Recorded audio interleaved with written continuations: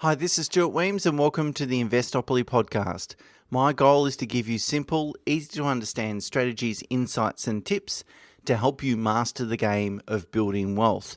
And in this episode, I'd like to take you through the 6-step process that I use to set my own personal financial goals for 2021 and that I've used and sort of crafted over a period of time. And of course, I use the same process when advising clients and also setting out implementation plan or goals for particular clients in terms of what we want to achieve or tick off this year. Before I get into that, firstly, I'd like to wish you a happy new year. Hope that 2021 is a substantially better year or less volatile year than what 2020 was. And of course, I hope that you've had some time to relax and have a bit of fun and enjoy time with family and friends over the sort of Christmas and New Year period. Some of you still might be doing that, and if that's the case, good luck to you. That's fantastic. And for those that are already back at work, welcome back. And I really look forward to sharing more insights and podcasts and analysis and so forth throughout this year. I think it's going to be a pretty good year market-wise, but of course, I was going to say which is good, but of course, you just never know what's around the corner, particularly with the virus. It seems to be very unpredictable, so who knows what this year will look like. Okay, so without further ado, let's talk about the 6-step process that I use to set personal financial goals. You know, there's a saying, if you aim at nothing, that's exactly what you achieve. So if you don't set any goals, the likelihood of achieving some significant outcomes this year is less likely than if you do set some really well-defined, well-thought-out goals. So even a couple of hours, 1 to 2 hours really it takes to go through this 6-step process. It's probably the best investment that you can make, best time investment that you can make. Put it on paper, create some accountability, which I'll talk about at the end. And it's very likely that even if you don't achieve your goals, the goals that you set out at the beginning of the year, you'll get very close to achieving them or well on your way to achieving them, which is much better than if you hadn't set them in the first place. Okay, so the first step is before we look forward, it's always good to look back. And I always look for learning opportunities. And I think mistakes tend to offer us the best learning opportunities. If I invest and everything goes well, quite often, if I don't make any mistakes, there's very little to learn from that other than, okay, I did the right thing, but, I did the right thing because I thought it was the right thing from the outset. So what have I really learned? And the answer is nothing. So the best thing to look at, although it might seem rather negative, the best thing to look at is what did I do or didn't do last year that if I looking back that I wouldn't repeat that again. What mistakes did I make? So it could be not investing when you had the opportunity to do so, not divesting of assets that are underperforming, wasteful spending, poor cash flow management. These are the sorts of things or examples of things that you can focus on, I guess. Procrastination or an inability to make a decision, I think, is just as costly as making the wrong decision. So whilst you, through this exercise, might look at all the bad decisions I made, don't forget to think about the decisions that you didn't make. So I think the share market last year certainly taught us that procrastination can cost a bit of money. For example, if you had have invested in the World Share Index in sort of April, May, so that's not the bottom of the market. I'm not suggesting you invested, you timed it perfectly, but just as things or sentiment was starting to sort of recover, if you had started at that time and just invested progressively, your investments would have increased by over more than 20% by now. And that's a very diversified, low-risk, low-cost way of investing. And that equates to an annualized return of about 34%. Now, that alone is not a Bitcoin or a Tesla sort of investment. You can make this investment once and then just retire off the back of it. But it shows that you can really, if you can start an investment portfolio with an annualized return of 34%, that's a really good start. And that'll compound. And over the long term, which is the most important thing, that's going to generate some good returns. So if you had the capacity to invest last year and you didn't invest, that could be one of the mistakes, depending on your situation and risk appetite and so forth. That may or may not be one of the mistakes that you can focus on. So once you've identified those mistakes, then you have to ask yourself, what can you do to avoid repeating them? And in my business, I like the saying, blame the system, not the people.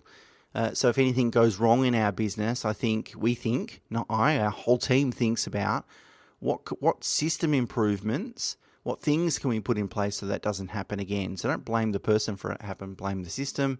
And you can apply the same approach to investing.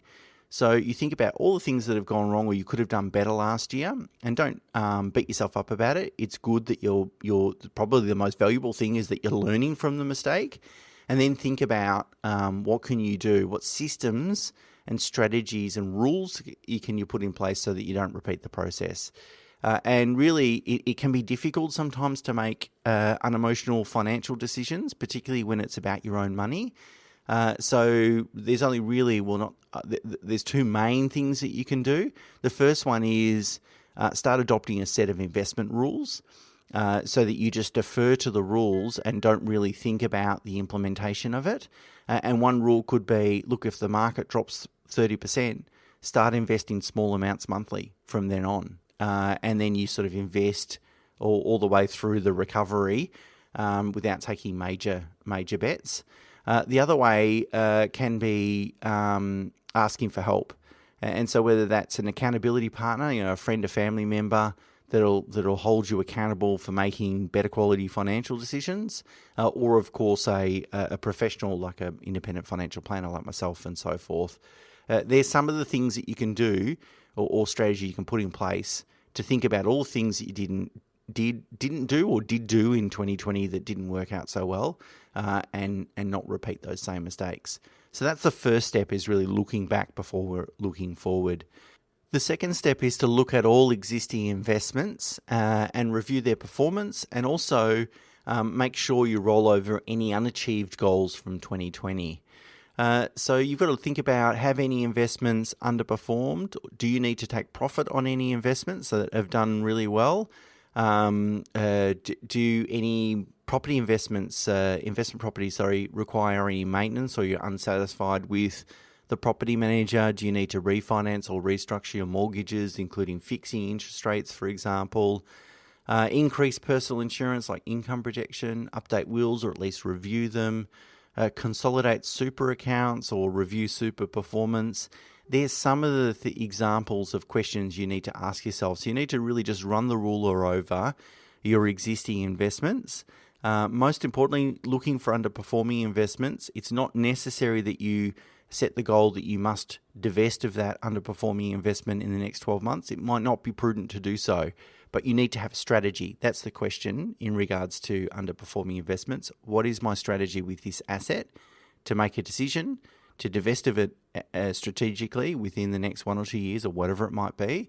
And then what am I going to do with the proceeds? So how am I going to replace that investment?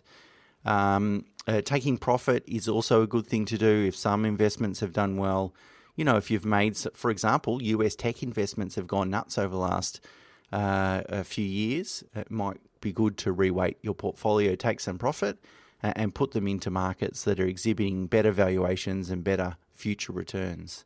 And then, of course, in this second step, if there's anything that was on your list last year that you didn't achieve, then roll it over and put it on the list this year. So that's step number 2. Step number 3 is estimating your surplus investable cash flow for 2021. That is how much money you'll have left over after paying for commitments and living expenses that you can contribute towards building your financial asset base so that you can achieve your financial and lifestyle goals. The basic rule of building wealth is really always spend less than what you earn and invest the difference. Or in fact, an even better approach is to actually invest first and then spend what's left over, which is a much better process.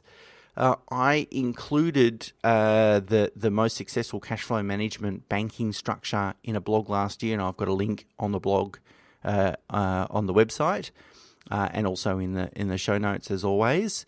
And this structure is a really good structure that almost all my clients have used with great success, and allows them to manage their expenditure levels on an ongoing basis without needing to track every dollar and cent, without needing to pay for software, downloading, using spreadsheets, etc., etc. So a really easy way to do it.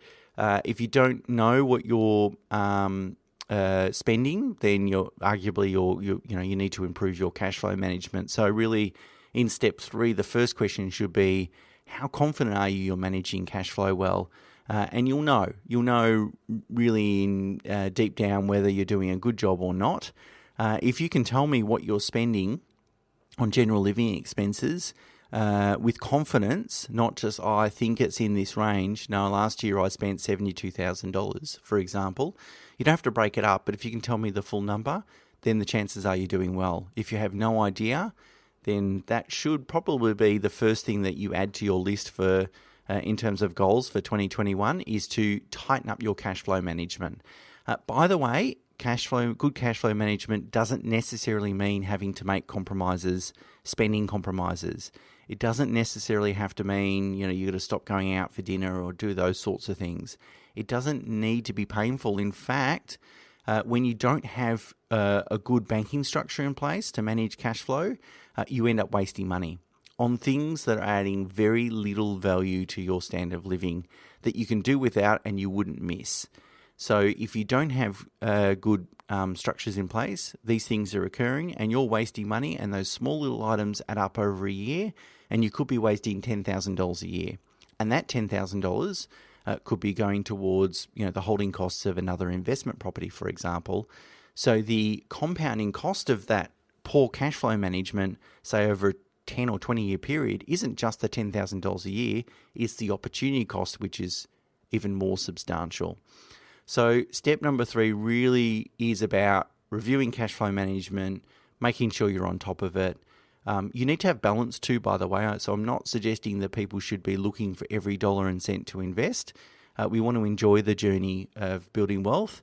So spending money on holidays and those sorts of deliberate expenditure things that add a lot of enjoyment to life are important, very important, and you shouldn't necessarily get rid of them. But they're not really the problem. The problem is this unconscious expenditure on, buying some takeaway coffee every now and again, and it really just doesn't add anything to your standard of living. They're the things that we need to work out.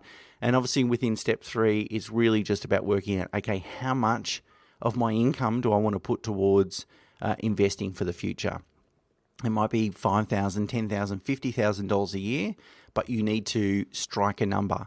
And hopefully that number is maintainable, that you can do 20,000 this year, next year, the year after, and consistently, because a consistent surplus allows you to make some really long-term plans, which is great. So that's step number 3, surplus investable cash flow.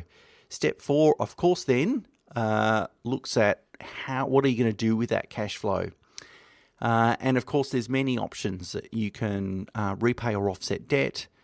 You can acquire additional investments such as shares or property.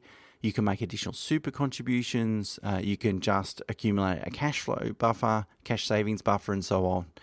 The best question to ask yourself is, how do I allocate my cash flow in 2021 in order to maximize my financial position by 2031 or later? So what I'm really thinking about is in a decade, what can I do today so that I'm much, much better off in a decade? And the benefit of taking this approach is it forces you to focus on fundamentals and, more importantly, the long term, and it allows you then to drown out the short-term noise. The Bitcoin, the Tesla, all the sort of populist noise that's going on at the moment that will entice you to make a financial mistake. Whereas if I start thinking very long term, I don't really then care about the virus to some extent. I don't really care about what's going to happen this year. I don't care about the vaccine and its success and rollout. I'm going to focus then on the long-term fundamentals and evidence-based strategies. Now, a low interest rate environment really creates 2 competing opportunities, which I recognise. The first one is when interest rates are low, it's a great opportunity to repay debt. It's much easier to make significant debt repayments when interest rates are 2%, say, compared to 8%. It makes sense, right? So it's a great opportunity, 2021 and probably the next few years. It's a great window of opportunity to reduce debt, and you can do that more effectively while interest rates are low. Conversely, repaying debt might save you, 2 to 3% per annum in interest. That's not really a big return. So it's reasonable to expect that if you invest it in other markets, over the long run, you're going to achieve a better return than 2 or 3%. So these two things are contradictory, and I think they're both correct, by the way. Now, with debt repayment, sure, you can look at, okay, if I make a principal repayment this year, it's going to save me 2 to 3% in interest. It's not a big return, but think about the compounding nature of repaying debt, because not only it saves you 2 or 3% this year, it's 2 or 3% next year, and one day when interest rates increase, it'll be saving you 7% or 6% or whatever the interest rate might be. So again, taking that long-term approach, thinking what can I do so that I'm better off in 10 years' time, allows you to focus on those long-term outcomes. And the answer probably is do both. And if you don't have a lot of cash savings, so typically I like to see my clients have 6 to 12 months of living expenses of cash sitting in an offset account to prepare for things like a coronavirus, for example. We saw what happened last year with lockdowns and so forth.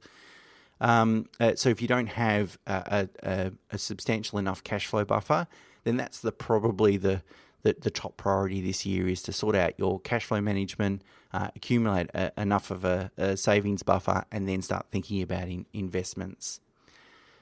Okay, step 5 is reviewing all sort of kind of evergreen ongoing matters. So that could be things like estate planning documents, wills, power of attorney. Typically, a lot of new prospective clients I meet, their will is either admittedly outdated or they don't have one at all. It's something that tends to be on our to-do list, but we think we know it's important, but we don't think it's particularly urgent, or at least we hope it's not urgent.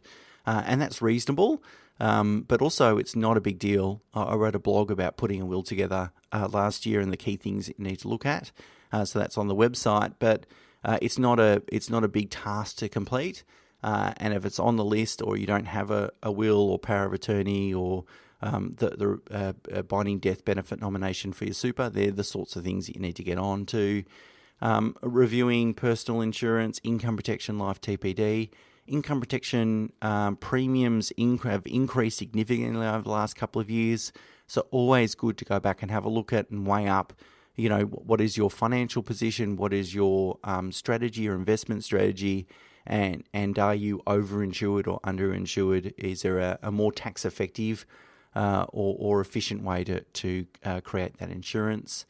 Tax planning, obviously some things to think about before the end of the financial year.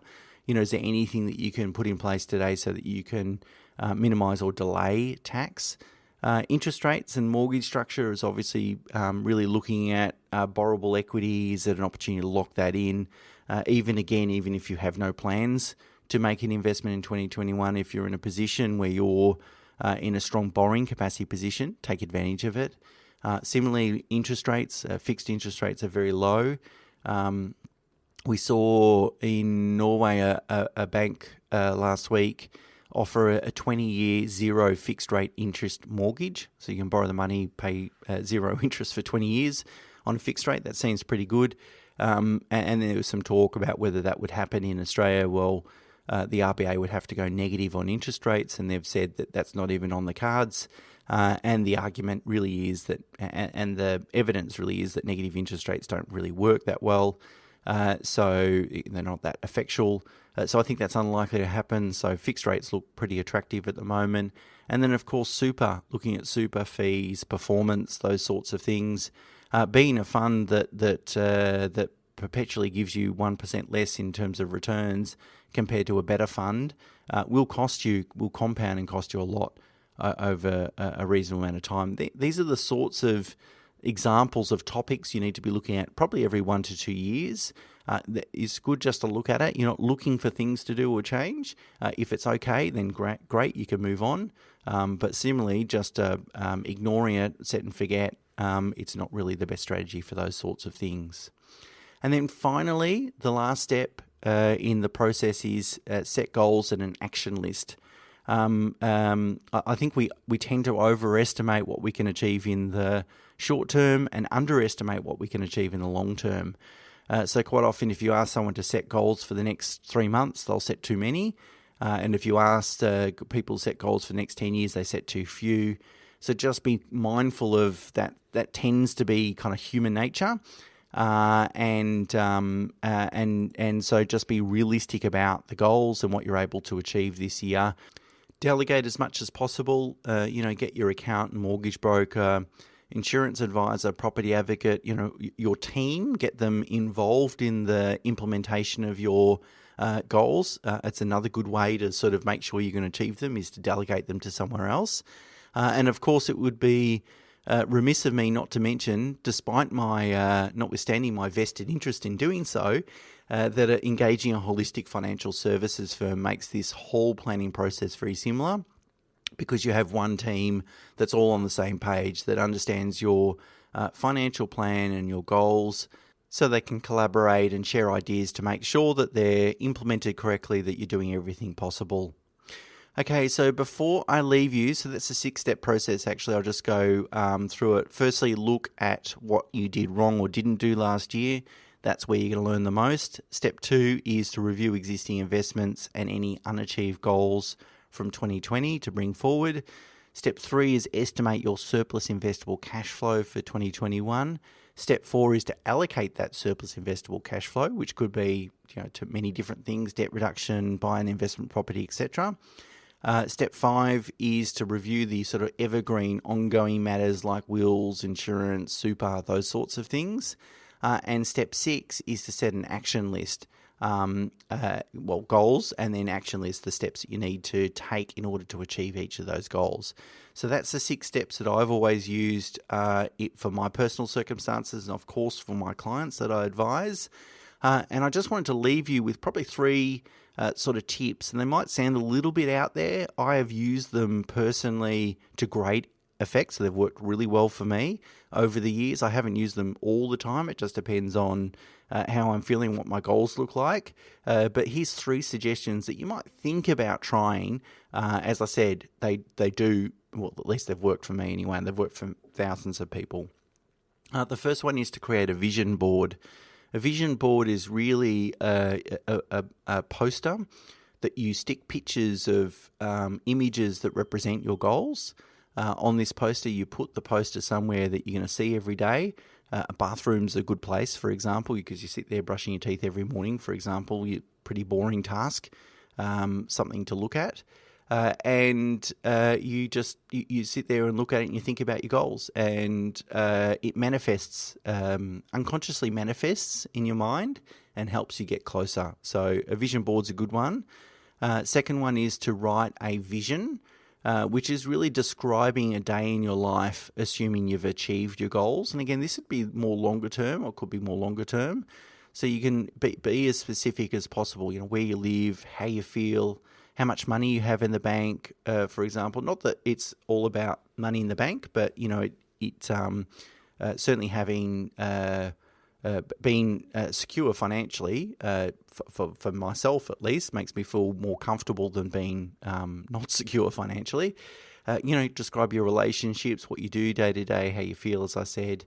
Whatever's important to you, describe it, and the more descriptive you can be, and then read it every few months. I remember doing that probably about 7-ish